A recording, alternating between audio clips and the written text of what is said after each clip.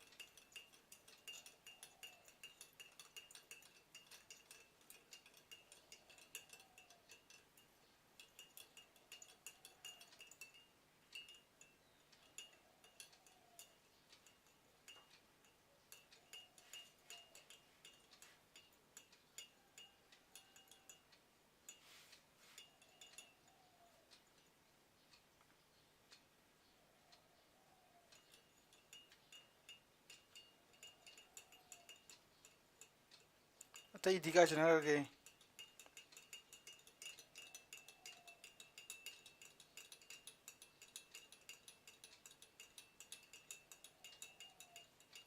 Kailangan wahidor.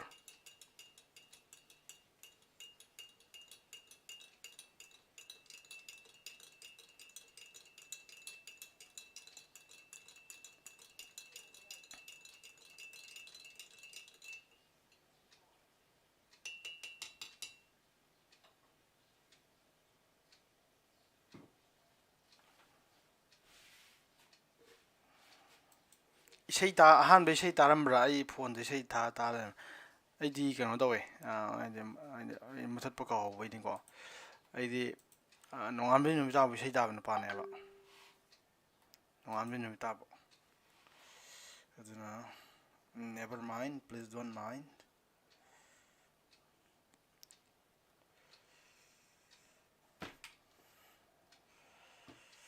Nongambi tabu tumme isay taba chari isay taba irujari isay taba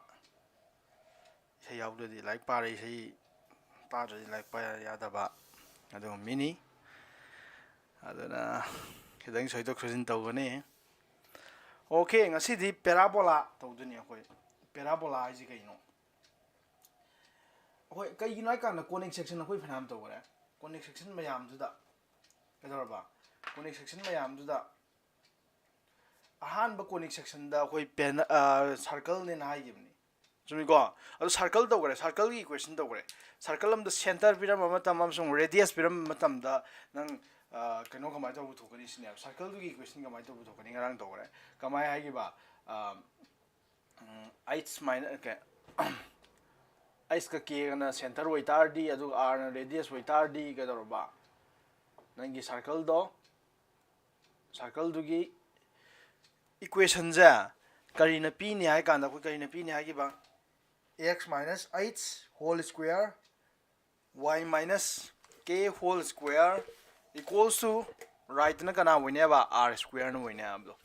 yare dum yare akoi parabola yeng dune parabola hai ta de akoi nang rang to gore kamai to gore ga kan parabola hai ta de kari shape to lai bane ba nangi akoi na hojiki cone duga double kaino to ba double connected to ba cone duga nangi plane amga thanan bane ba adu ta ba section dune ba makhan makhan ta gi aham do circle ta gi khitang wangkhala gana pera kan ellipse ta gimni yar ko yerum mong man bi circle makti na tabido close ti we bida aduga mathang da sum wangkhala kan da parabola da gimne adu parabola do han naina se aduga mathang da na hyperbola ta gimne ta re go khara adu parabola ai do kari shape tang rang ta gi ai kan da akoi kakti kangna da bida open we bida ma lai gimni ko adu ta gimni adu yengji.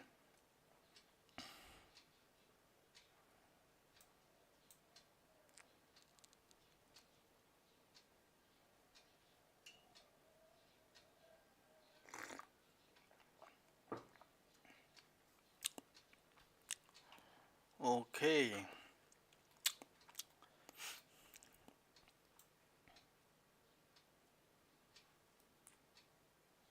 Ing ba khau chala khong la tong da ing chala ingan yanu nani khong la tong jalo hell is the most important thing nang lai ka di ke shulai banate hakchang phatra kana lai ka di en ka shu kana nate first priority the health ne health the big dom ne hakchang phatra di kem ta upalai te aduna hakchang phana thamu yare ko akoi tawdu jinga si parabola conic section da parabola yare ko parabola parabola ai je kai noi kan da shape this mai lai gem ne akoi ngarang taw gib do aham da circle mai circle di sab sana di lai bane ai je kitang phaila mai circle mathang ellipse this mai taw gib do yerum mawong da ai de direct circle ne ta bida parabola do hyperbola na mai taw gib do sugum ba hum ne ab nang phangi do yare ko si lai gara adu akoi na hu taw du je ke dorba parabola hai ba ngang je to sigi ngang je circle taw gara ko ellipse mathang daw ji aduga parabola di salare asingang je ne the parabola is combined define a munna thijalukan the parabola hai bangang ji endi as jam hangan ba chapter ni go si chapter is the khangan ni yam phajana interesting way was chapter ni ado endi as jam hangan ba chapter hai tare parabola ji kamai to kya kana nangon da sira x axis y axis laser me ko endi da te any exam nang adum hang dile amni si chapter is the x axis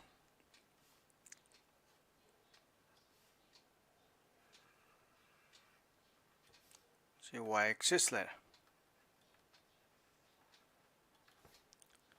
x axis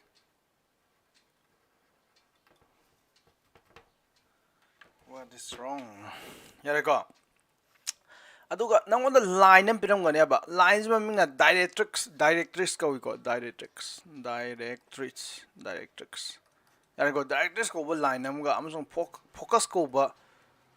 waram ga thengna gani ko focus yare ko adu yengezi kai kai no yengezi line nama directrix size na line ni kemta khalun ko ai ma in detail ha ke directrix size na line ni focus size na point nam ne yare ko aduna directrix size line je si ne na je directrix size line je koi line nama directrix size ta di line nama piram have ne line do si line je ne talo je adu si line je y equals to ki have line je ne lo je sorry x equals to k hai do y equals to k har pa de kai see this line sig line je kari parallel to the y axis the parallel to y axis the parallel ba line de khoi my equation kamai to hai ge x equals to sirman kayam chatli du ni ne ab do akoi equation of line to give do ma k sala akoi khangde 2 jale 3 jale khangde do k na represent do x equals to k seasonal line do ne am nangi yar ko x axis sai ba nangi directrix ko line du ne na khal je yar ko line amani khalam je x equals to k hari je maram khangi ko ai de y axis the parallel ba line de x equals to k na represent do na ab do adu na on da focus sauji aina focus sai je se directrix sai ba y jina du lai ra focus sai ba y am jo ri focus du na isi ne har je focus du na si point jina har je focus ya ai maming je a kama b na law ge focus a kama b focus point hai ta di coordinate ni leitam ne ado nang na hojik yeklak tu je karma makhan ye anga am yelak tu nem no je karma khan ya anga nai kan da sigi nang no yelak tu je point khara yelak tu re ba point me am du gi locus so semak tu ni ko locus sai da di point me am du join to ra semba graphical representation the figure du ne ab do ablis la bo sibo ablis yar ko ado kamai na semak tu no ka point me am nang kamai lok tu no hai ba matam da sigi focus siga sorry sigi focus siga directrix ga ani sigi athapa je sapmana pham na tham godom ne ado itar nang aham da se thamani because serina sibu kyara paga sirna sibu kyara paga mana hale to point jiga focus kyara paga sigi point jiga directrix kyara paga mana number lok kodum ne yare ko adu sama nang swai da log da di nang swai da lora ni kai noi ka da point jiga focus ga ra paga smai sam lora ne apse the point is mathang smai lora ne apse smai na kai noi ka nang sire da point si point je khana ro ne si point ji da ma focus gi ra paga adu ko directrix ta kam lak ke directrix ta kam lak ke 90 degree wina chingani ko directrix क्या लापके तो माना हन गदुमने अब तो अरे सही से बुके रापजिगा पॉइंट दगिना फोकस बुके रापगा पॉइंट एंड डायरेक्ट्रिक्स पूरा से माना हन गदुमने एवरी पॉइंट अदुगुम पॉइंट मयाम दुनेबा यारे को अदुगुम पॉइंट मयाम समनैनेबा अदो नंग सि पॉइंट खुदिमक लौक तारे लाप सब माना हलगा नंग तो जे लाप माना हनबा बा क्राइटेरिया दुनि नंग पालेजे से हेता खंगलो स्वाई पॉइंट जे खंगलो सेन से बुके रापगा सिगी पॉइंट जिगा लाइन जिगा या रापगा माना हन गदुमने ज्ञान ताब्रोइना हाइजिबो अदुगुम्बा पॉइंट मयामदो करम्बा पॉइंट नंग पॉइंट मयामने इनफाइनाइटली मेनी पॉइंट्स करम्बा पॉइंट मयामनो आइ कांदा पॉइंट दो हौजिकी फोकस तगी अरापगा अमसुंग डायरेक्ट्रिक्स हाइबा लाइन दुगी अरापगा अनि जे मानहनगदुमने यारेको अदुगुम्बा पॉइंट मयामदुना सेमिबा कनेक्ट तौरगा अदुगुम्बा पॉइंट मयामदुना सेमिबा सिगी फिगर जे पैराबोला तारकने सिने पैराबोला आइदो से आइने डॉटेड लाइन सिगी पॉइंट मयामदुना and parabola is the what is parabola I can nang definition it is the locus I the point mayam na samna same figure dune it is the locus of points aduguma point mayam na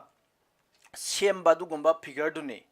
karamba point mayam no I can which is point mayam do which are equidistant I lapa manaiba from a point called focus I point to all of matamda athapaduga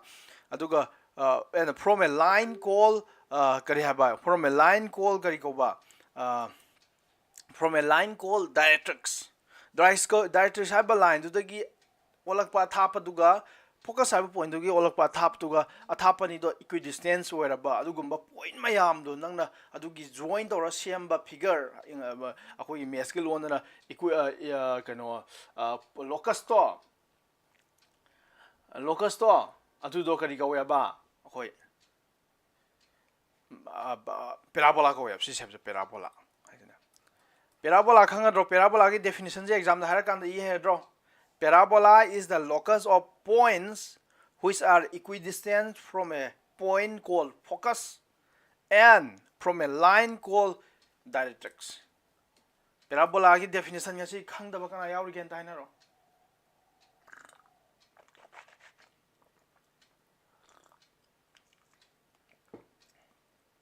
Hello.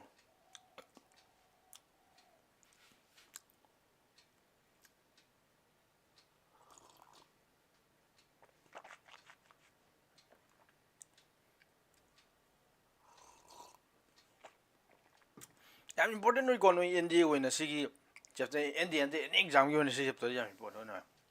The mangi parabola, ellipse, hyperbola, circle. Take the Hinero. Aduna parabola abu hectar ba. What I'm going it is equidistance lapa manaiba. Kari dagi point nama focus ko point nama dagi amasung directrix ko line nam dagi mafam khudimukta lapa managadamne adugumba point mayam don symbol locus to bune ba khoina parabola haise yandra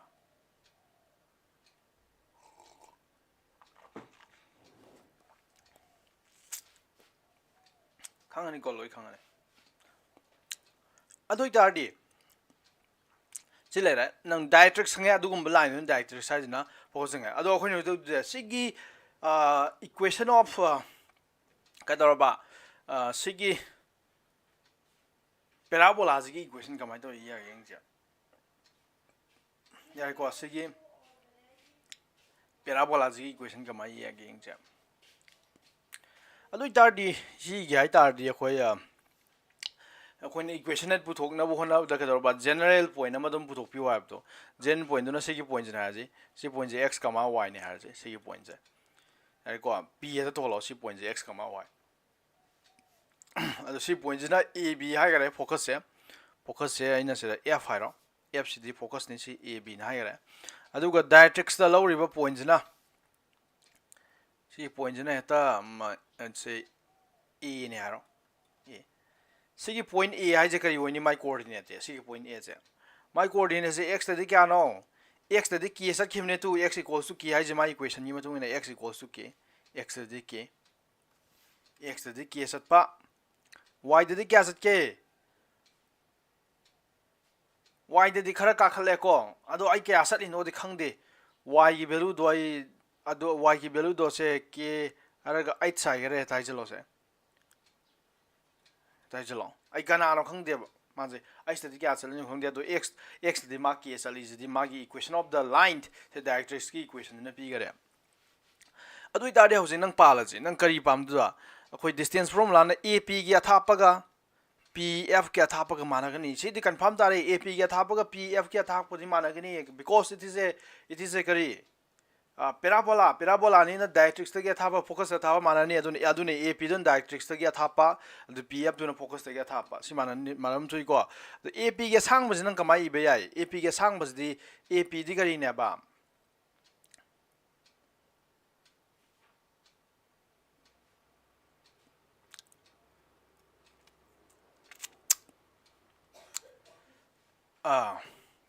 ko ap kya sang ba yengji ap hai ba line ji sang ba on yai tar di nang kya tar khani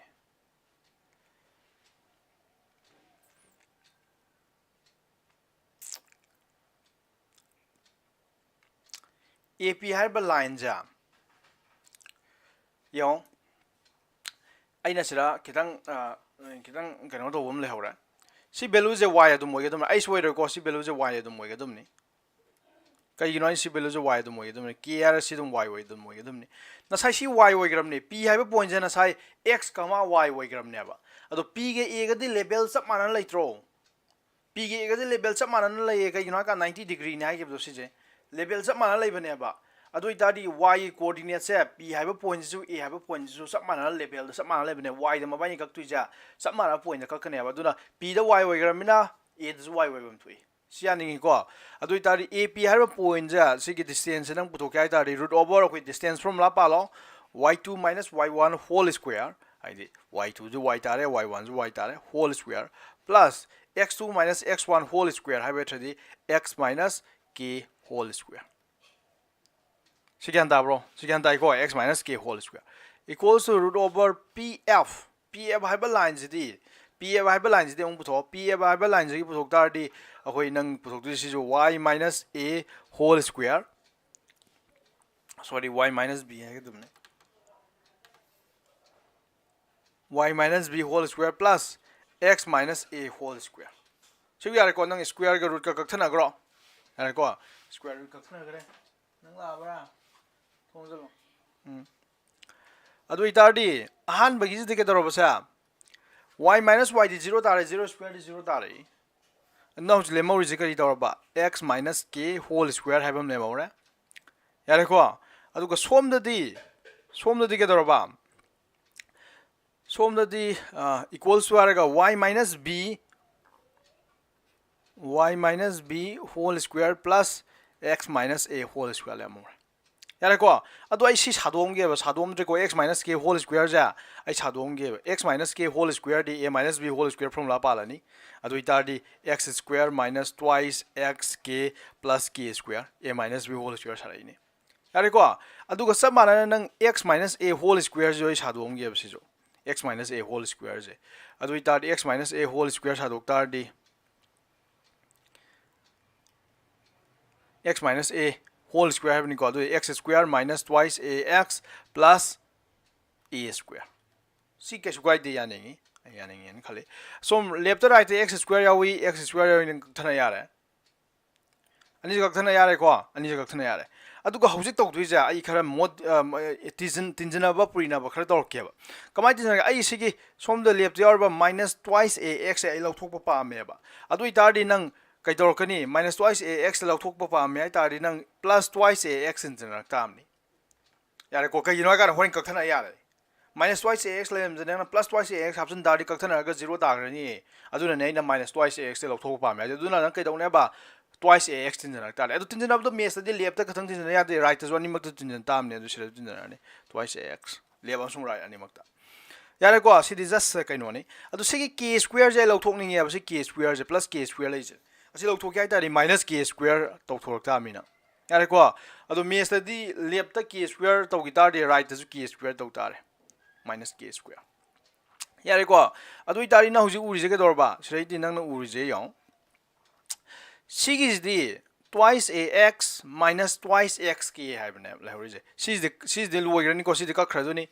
plus k square minus k square 0 tarani adu lep ta lemorize plus twice ax ga minus twice ax ka ne adu 2 kam lo yare adu itadi a minus k x si chumbreo 2 kam lo ga x kam lo ga a minus k x lehore somjidi nang yong kan da y minus b whole square where somjira yare ko aduga c ni je ka khiare to c ni je ka khiare ka you know kan da minus twice x ka plus twice x ka ne adu lemor je ka tar ba a square minus k square lemor yare ko hauji nang ga dor ba sira hauji akoi a minus k na divide tor si twice a minus k na divide tor si both side so twice a minus k so twice a minus k nang last phangori equation je yeng ko last phangori equation ja si kakthana grani x equals to y minus b whole square by twice a minus k plus cd a square minus k square ne adu itari a square minus b square from la palaga a minus b a plus b means a minus k a plus k the a minus k du kakthana ra kai doroba a plus k by 2 thang le more ne yare ko ado c jine akoina sai pa mai equation je this is the equation we want this is the equation of the parabola adu kuma parabola du equation ne si parabola karamba parabola nang parabola du careful oitare suguma mokhan gi parabola sei je kaidorba si makhan gi kya parabola je karam khani parabola ne ba kaino da x axis rom da open doba ai si parabola je nang sumaina haiba de ba sumai do di si parabola je nang kaino ko de ba sigi equation ne represent do ya roi ba sigi na tongan ram torani ko ai na husi iri parabola je karam khani parabola ne ba Sangkano, I disturb the way and like pause. Homework to Karma Mukani parabola neba. X axis the open toba. I did man own bados, my owning but the one bear goes home to all as you are, home to all as you are. X axis the one is in now. The Y axis that's my own cut on the viewer. I did lay up some right Paida labor doing Mamukani parabola. I tell it opens in the left or right. This is the equation of the parabola which opens in the left and right to open door labor parabola now. My yungna upward open to but downward makarom the downward to open to wadum parabola in the table. Yanagua nang pangise. I don't nang the ying go do it nang the subman and holapomatamda. Nang the hangbe Sara do the upward amasung downward cannot over parabola equation the gamai ini na hang quare. I know it is not carmoni parabola neba. Carmoni parabola neba. Left Amazon right cannot over. I don't understand my nang to say, Sarkaguma parabola is my tom tardy. Upward is my lair me, Kalazi. I do it Arika Maira Canisna. Shirazu nang Samanana, Holani, how to get my Samanana, Shirazu, Dietrix of Celera. Dietrix to none as my yaw. Kaino Taurina, Dietrix my yaw. Dietrix Siradi, Nasai Dietrix to X equals to Kia, Y equals to Kia Higalanigo. Kaino Maram de. Maram de Kaino I can the Siradi Dietrix to X axis the pale where near to know equation of the line which is parallel to the X axis to Y equals to Kia and Irony. Yargo, Aduga Nangi focus some pyramid, focus to the A B to pyramid is my pyramid. Aduna Nangi. Nang whole amatung sai ko samana khot pai ko nang whole amatung da nang gi parabola du gi equation do kamai phang kan ya kan da y equals to kenab jeng ko x minus a whole square by twice b minus k are go plus khitang da kenab ni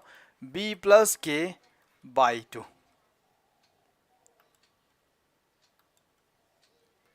shi ji work kan si parabola jingar mane ba sugumba mathaklom da upward ta upon to one natragan downward to open to badu ngi parabola ne aduga mathak mamang jinga dorba x axis da leiba parabola ai tare natragana axis of the parabola na y am thena kani ko axis adu de hen khangani axis of parabola parabola gi axis hai tar di adugumba line dune parabola gi axis hai tar di dum line dune karamba line nangna sigi parabola gi focus power ga chingba lai imne axis of the parabola is nangna si lai je tu si lai je bu axis of the parabola ka we kai yin hai kanda sigi lai zigil mathak amsung makhada sigi lai jina symmetry ma semeba sigi lai jigi mathak amsung makha yong kanda ko chapma na yo parabola ni je ai so parabola som size na si oigrani som size si chapma nei ba adu du be axis of the parabola ka we yare ko adu sigi parabola jigi axis of the parabola ai ta ni nang sumai dum sakhani to focus power du gum line do si ju axis of the parabola yare ko adu axis of the parabola ai ta it is the line adu gum line ne karamba line nang da parabola do symmetric when ba ani thona khai do ga symmetric when gi ba gum line do ne axis of the parabola ai ta aduna ahan ma makhan gi parabola je sina parabola type 1 hai ro sina type 2 hai ro ahan ma makhan gi parabola je karma makhan gi parabola no hai kan da ko magi axis of the parabola natraga axis of symmetry do is parallel to the x axis magi axis do of symmetry natra axis of parabola do x axis the parallel ba gum parabola ne hai the open left or open right admai to parabola ne aduga ani so makhan gi parabola jen karma makhan gi parabola no ga magi axis of parabola do it is parallel to the y-axis the parallel way to y-axis the parallel way je yarba aduna sina karam khani parabola no ai kan open upward mathal of the open to khatba na jagana makharom do open to khatba du khani parabola ne adugi matungina equation ani je khenai ba kamai khenai ahan bagi so ani su bai jeng ji ani su bai ja nang yona nang equation nang function gi akoi graph yelakpa matam de f of x equals to x square yelakpa matam nang graph ju smai ta bane yar ko aduna nang smai ta han gai ta de x the square jaw tar ba x the square jaw tar ba mado smai open upward na traga downward sugum tarakini ha tarakani ha bani da hai be thadi aina ning je kaino to seleto se tu sila yaw jong ani su ba equation gi ani su ba equation je ko ani su ba type si gi equation je ko sila se yen kan da nang la x minus a whole square yaw je to x the square yaw re ba x the square yaw pa ne ma ja smai na open upward na traga open downward sugum ba parabola sat khine the y the square out tarba y the square out tarba adui tardi magi open do open left or right sat khine gyan tarbo sibo ado sigi parabola gi equation ja nang keno to tabya de sidi hai tabya de ado parabola equation je chamana bani o x na hogi tardi y minus b whole square by a minus k la khado ba a minus k yar ko aduga plus a plus k la khado ba by 2 aduga y na hogi tarba kedorba y na hogi tardi x minus a na la ne aidi nang pa du je kana kana pa ne ga y ga b ga pa la kane ba y ga b ga pa rakani aduga x ga a ga pa rakane ba aidi x y a b aina hai mayam je kaino nang gi parabola du directrix na si hoi tare directrix na y equals to k hoi tare do focus na a ka ma b hoi tare si condition ani je si por ani je piram bane hai bete k gi value piram me a gi value piram me b gi value piram me sugum ba por hum je piram bane sugum por hum je piram kanda nangi kaino gi nangi equation of the parabola do kanano hai tare directrix ka focus ka piram matam the equation of parabola do kanano hai tare y equals to na hoktu je karam kanda horokane akanda nangi directrix to y equals to piram kanda y equals to k piram kanda adu nangi directrix to x equals to k na piram tari ya de ko nangi directrix to x equals to k na piram tari nang ahan ba x equals to hara pala kado ba kenam je khangi ko directrix to ni nang yang tu je equation je directrix to x equals to k piram tar ba nang x equals to hai ba equation jina equation sinner kane ba adu nang directrix to y equals to k to sugumba sigi to sugumba je piram tar ba du tari nang ka dor ba y equals to sinner kane ba adu y equals to hogi tar di x minus a ahamda x minus a whole square x ga power have do by b minus k makha da di twice b minus k yare ko adu plus b plus k by 2 sira b minus a la give do sira b plus a la adu ga by 2 la ba adu samana na x ki x equals to hara kare hai kane ba x to the y ga b ga par have do y minus b whole square by twice hara ga na sai di b minus k have do a minus k will be ro twice a minus k aduga a minus k do sira plus amu era ni a plus k by 2 na sai na 2 ga lai mina gi ba 2 na puina gi ba sira na ka dor ba 2 na divide tor ba Season C equation nang phada bya de, C equation phada di nang parabola gi am kam to hot pa yaroi. Si bu khanga dron ta harang ne.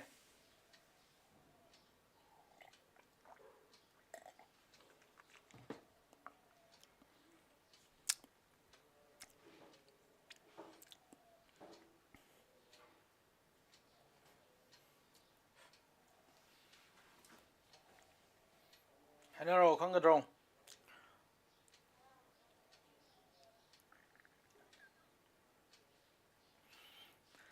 Si am hangali ko si di. Exam de am hangali no indi o gera mo o gera dum hangla ram si de.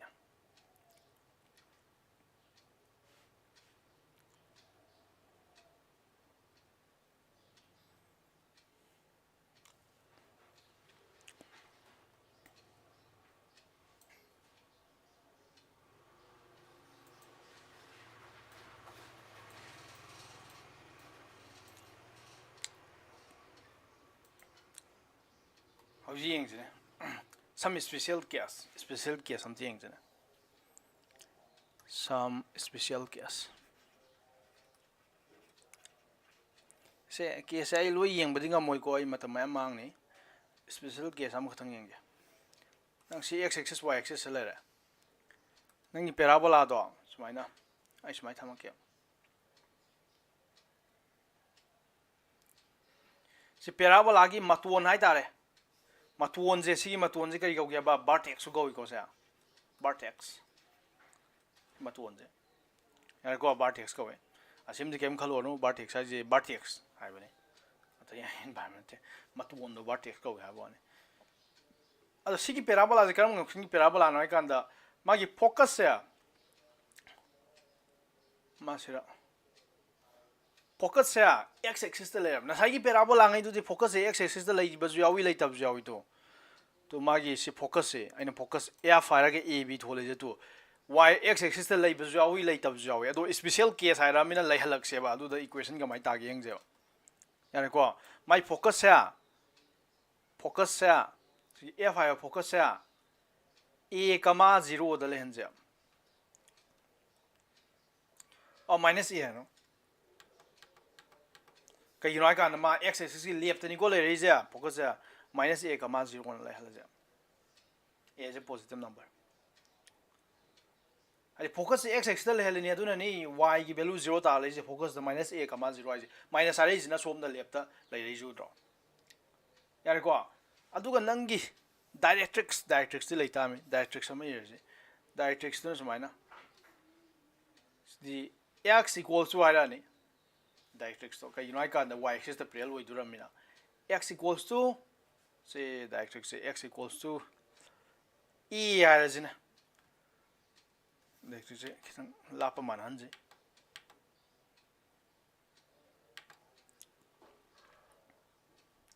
directrix ke dor ba x equals to e na le hanja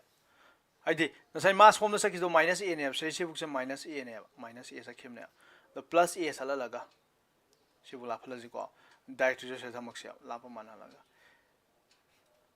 x equals to a directrix ne apsana यार को directrix ne kha si kan da equation of the parabola ki equation ji kamai to yeng ja akhoi thiri parabola ji kan khani parabola ne ba ma ji ka dor ba ma gi vertex to matuon do kadai da lei ba 0,0 origin da lei ba aduga ma gi ka dor ba magi kadorba sa magi focus to na x axis ta leiba aduga ma open to jakadom to wi left lom no open to wi it opens left on the left yar ko aduga directrix to na x equals to e haba is the leiba yar ko sugong khani parabola ne ko yeng do se adu itari city nang directrix to y x equals to e haba nang equation of the parabola adu kama ha ni x equals to r ni x equals to x ha gi tari ina haba ka ba y minus b y ga b ga power of the whole square tham biro aduga 2 hairo karino a minus k have do se formula phada bya de aduga a plus k tham biro have do aduga by 2 have do sila yar go sila ra aduda nang hujik here nang on the sira k send the on here nangi directrix se aseng baidi x equals to k na haigem ni adu itari nang a gi k gi value kya tare hai no a tare hai ni achi confirm tare je ade focus sidi ya fara ga focus to ina a kama b hai bani adu itari nang a gi mahutta minus a na thambiro b gi mahutta na 0 thambiro ha singai sidi nang palak tare sijinak tare compare to ga yare ko adu itari siraro x equals to y minus b gi mahutta kana thamani b gi mahutta 0 0 twice a की महत्व क्या आता है बा a की value से a की value से माइनस a है बनी माइनस a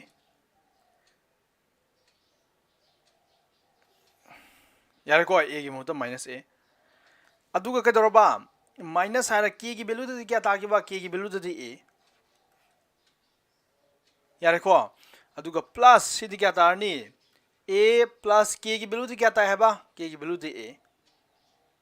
सॉरी a की वैल्यू दी माइनस a की वैल्यू हापम रे को a की वैल्यू दी माइनस a है की बदो a की वैल्यू माइनस a तो सर a की वैल्यू माइनस a है माइनस a प्लस k की वैल्यू दी क्या था a है बाय 2 सी मथक सिदी माइनस a प्लस a 0 ब्लब 0 सकरे अदुगा x इक्वल्स टू क्या तारबा से y माइनस 0 दी y नि रोशनी नंग यावरिबो रोशनी कमेंट पिरो कइनो नंग कमाय तौरगे नंगबो नंग तुवोगे हारो सिदी क्या तारबा 2 minus a the minus twice a सिदी क्या तार से माइनस 4a तार नि से अदो क्रॉस मल्टीप्लिकेशन तौर क्या तार बसे x equals to y square by minus 4a अदो के तौर बसिदी y cross multiplication the y square equals to नंग कमेंट खगे पिरक तुम नंग खंगनी खंगदे सु कमेंट तो पिरकते यो माइनस 4a x तायो सीने अखोइना साइ पामैजे करिनो अखोइना पामैजे तो y square equals to minus 4ax कर्म मखनी पैराबोला न अखोइना पुथोकिदो लेफ्ट तो ओपन तौबा लेफ्ट नि को मा ओपन तौग्रेजे अदुगा मागी axis of parabola axis of symmetry दो कदाय दे लेबा x एक्सिस तो होइना लेरबा तो एक्सिस ऑफ द सिमेट्री आइ ता देनि काय बा एक्सिस ऑफ द सिमेट्री आइ ता दी मा नंग अदुगुम्बा फोकस पावर लाइन दुने करम लाइन माना पैराबोला दो सब माना बानी थोंना खाइदोकने हाबो तो अदो असि लाइन दिने अदु मसा x एक्सिस न होइजारे अदु माइ फोकस न काय दे लेबा फोकस न माइनस a, 0 द लेबा अदुगा मागी डायरेक्ट्रिक्स न कदाय लेबा x इक्वल्स टू a हाइजने डायरेक्ट्रिक्स न अदु नंग से कंफर्म थाइजे नंग वन थिंग इज कंफर्म अतै येंगुदजु आइना कंफर्म वेलजगो करि वेलगा सिरा नंगी पैराबोला की इक्वेशन दो सुमाइना y इक्वल्स टू स्क्वायर बु याम तारबा पैराबोला ने दुम खंगो यार को x द स्क्वायर y द स्क्वायर याम तारबा पैराबोला ने खंगो अदो को y द स्क्वायर लेरमे अदो को -4 से -4ax 4 से -4 into a की महत्व 2 वेलसी अदो को x न सुमाइ लेरमे खलजे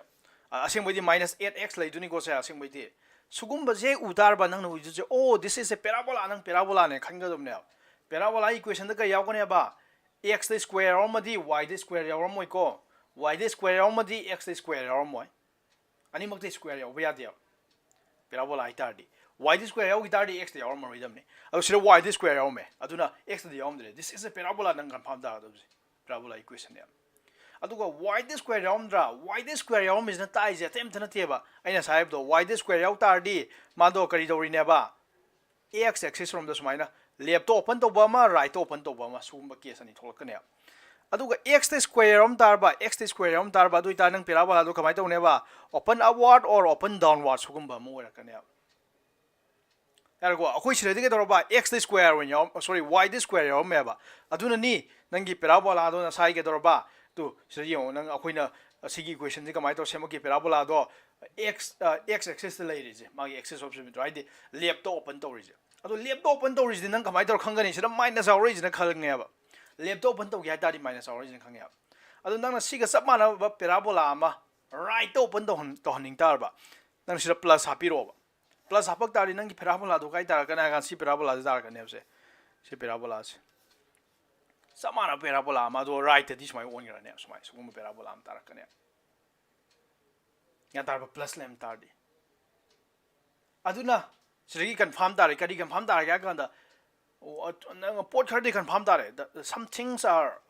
very very sure करी करी पोसिंग कंफर्म तार के पैराबोला की equation first thing is parabola gi equation ne ji kamai khangane akanda equation du da x square khatang yawba yare ko x y variable ani du da ko ama square yaw ama square yaw da adi y square y da square yaw me du x da square yaw da sugumba da parabola ne agane aduga karigumba x square yaw me aduga y da square yaw da khalaja adi x da win square yaw tardi nangi parabola gi equation du kai dawne ba x square yaw mina ma y rom the axis of symmetry do laine haidi open upward or open downward sigi system do laine ado open upward way gadar downward way gadar di kamai dar khangne ba magi sigi x ki mamang da leiba coefficient sirana sigi equation do x square equals to 4ay na haraji ado sigi mai coefficient do kaiguma plus lem tar ba open upward ne ba magi coefficient do kaiguma negative lem tar ba open downward ne sikhangadum ne ado samana na kaiguma nangi parabola equation do x equals to y square na lem tar ba sumaina y square na lem tar ba ado itari nangi parabola gi equation do karam khangi parabola or ne ba y square win lem tar di left to open to ba or right to open to ba the axis of symmetry do x axis ta lei ba duguma parabola or ngone ba y square lem tar di yare ko aduga mato left to open to right to open to de kamai tor khangane ba magi coefficient na left ko ne ba sira plus lem tar de na hablo sigi parabola ji ne sir minus lem tar di som da left to open to parabola ne si khangoi dan ta haina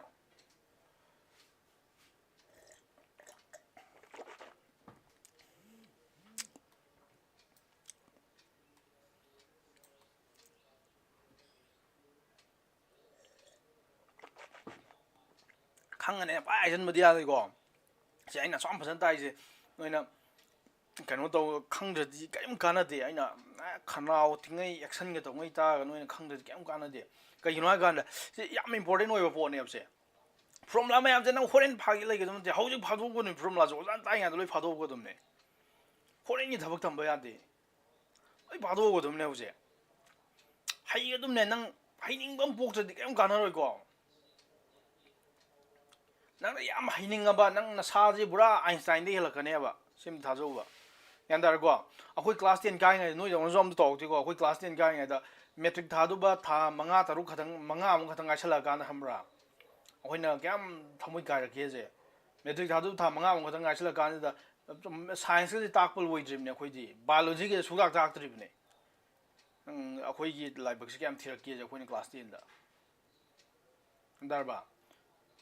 tha manga taru tha mang mari manga am khatang ngai bu ja khamra like से अमुक फाउ the lotion ngam अखोइना लाइब के school ना फते अब दिया दे को school जु कनो होनै ने दो अखोइना लाइब के am थ स्कूल ना लोशन बि द्रिने सिलेबस से अखोइ के वा पार के इंग्लिश वइ तब अखोइ मतम दुदा आइदि इंग्लिश हेरेक्टे बखोइ अदुना मणिपुर मीडियम लाइक से मैते मेक्ते बा बेंगोली बा मणिपुर मीडियम से लाइक से लैरा गै साइ थोंदा पारइ ने इंग्लिश है तब दगे अदुगा मेट्रिक थारै ने अखोइ काम कन होनर के अदो मेट्रिक थादुबा थानि उंग खतंग आइरा गांदा को सिलेबस तो कवर तौना कन्न ताखले ओजाना आइदि मोजु पाखले बा अस मेट्रिक थादुबा ngang इज सिलेबस कवर तौ ngamdri हाइदि गन लोअर ने ताखले अदु मतम दा खोजु लाइक कन पानिंग मन गे जना अस मेट्रिक से कमाइ तो लाइक कन पारे नुंजंग थुंगै लाइक पारे न सिमदि थाजौ अखोइ अरबा अदु मतम दा अखोइ ब्रेन दो आइंस्टाइन दे ले खंग मन गे जना अस पाखत पल विना पागी नि खंग मन गे जना अखोइ केनो तौरे अदो आइ खुदक तो जान ताइ आइ लुइ फांगम या लुइ ब्रेन दासिन ngam या फॉर्मुला जे तोंगाना लाइ आइदि मतम दो लाइक ट्रमिना तोंगाना लाइक पाना द्रेबा ओजान ताइ आइ लुइ खंगना बोना होरे अदुगी स्टेज लाइक दुने ना अदु मतम दु नंगी ब्रेन दो आइंस्टाइन दे हेन ने बना खै कोक लेबे मी दुदि हेन हेन नंग ब्रेन फरकने अदु नंगी कनो दा नंगी इंट्यूसिज्म द लैरेबा नंगी थवाइ यावबदो नंगी इंट्यूस्टिक ओइबा कनो दु लैरेबा नंग थवाइ काम यावइ दु लैरेबदो यानदार बाइन हाइजा अदुनो अदु छात्र कनो तो छात्र अमदि से केमता होरेन अदुनि कनो प्रिंस ना आइजे फाग्रबने मु कावरे आइजे अदु कावबा यादे ꯁꯤ ꯊꯋꯥꯏ ꯌꯥꯎꯒꯗꯕꯅꯦ ꯍꯥꯏꯕꯗꯣ ꯁꯤ ꯆꯥꯔ ꯑꯃ ꯁꯦꯝꯗꯣꯛꯑ ꯊꯝꯒꯗꯕꯅꯤ ꯁꯤꯗ ꯀꯥꯎꯒꯟꯕ ꯄꯣꯠꯅꯤ ꯑꯩꯁꯨ ꯑꯗꯨꯝ ꯀꯥꯎꯔꯅꯤ ꯆꯥꯔ ꯑꯃ ꯁꯦꯝꯗꯣꯛꯑ ꯊꯝꯒꯗꯕꯅꯤ ꯑꯗꯨꯝ ꯍꯥꯞꯈꯤꯅꯕ ꯍꯣꯠꯅꯒꯗꯕꯅꯤ ꯒ꯭ꯌꯥꯟ ꯇꯥꯔꯦꯀꯣ ꯑꯗꯣ ꯑꯣꯖꯥꯅ ꯇꯥꯛꯏꯉꯩꯗ ꯀꯃꯥꯏꯅ ꯂꯥꯛꯈꯤ ꯐꯣꯔꯃꯨꯂꯥ ꯃꯌꯥꯝꯗꯣ ꯀꯥꯎꯔꯣꯏꯗꯕ ꯃꯑꯣꯡꯗ ꯅꯪ ꯐꯥꯈꯤꯗꯕꯅꯦꯕ ꯑꯩꯅ ꯉꯁꯥꯏ ꯇꯥꯛꯏ ꯈꯨꯗꯥꯛꯇꯣ formula मैम दो कनो x equals to आरेगा y का b का लाख तुम ने ना दो मैम दो लगी तारी formula दो फानी आई दरकार लेती है मथंड तुम लाख दो ई कर दो ने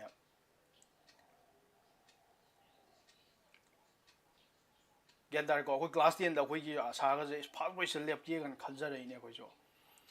अदो था मंगा था मरी था अनि हुं गदा ngai का दा ताई है लाइक ताक ले आई दो कोई केम वारक की केम वान लाइक पार की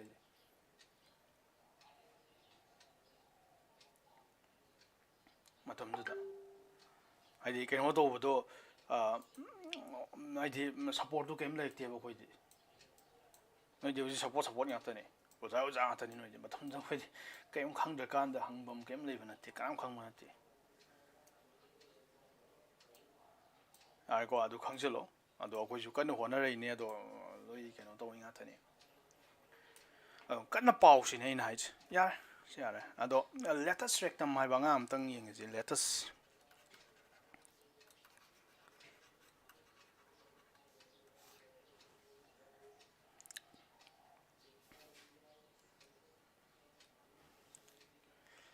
latest rectum nang silera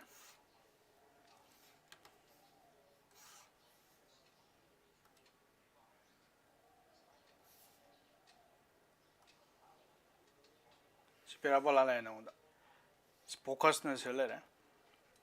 focus na sila si a comma b aro focus silera directrix to silero the x equals to hala ne tra x equals to